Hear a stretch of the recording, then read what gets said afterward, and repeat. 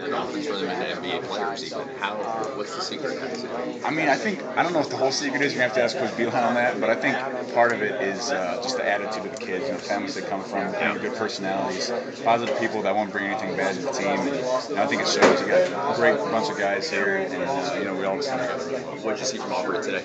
A ton of stuff. He was facilitating a little bit. He was going to the rim, hitting threes, and just everything he can do.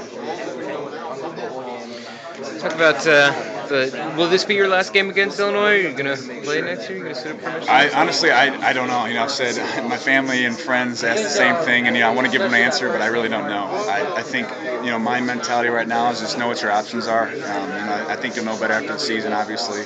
But I just want to kind of look at my options and see what's out there.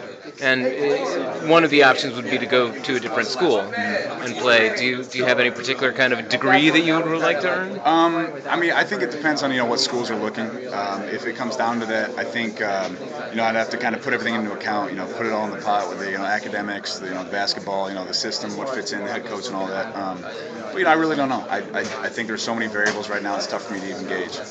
And being from Illinois country, if this were your last game, it must be a satisfying game to finish against Illinois.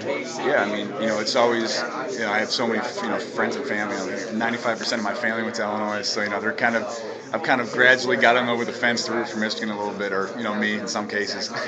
And I think these wins do mean a lot because I'm friends with a couple guys over there, and a couple guys on the team know them, played them in high school, and it doesn't mean a little bit more. Just what happened with that? Because I remember talking to you a couple of times when you were a recruit at the old Assembly Hall, and then maybe the coaching transition. What changed? Why did Illinois fall off the map for you? I got a really good vibes from Michigan.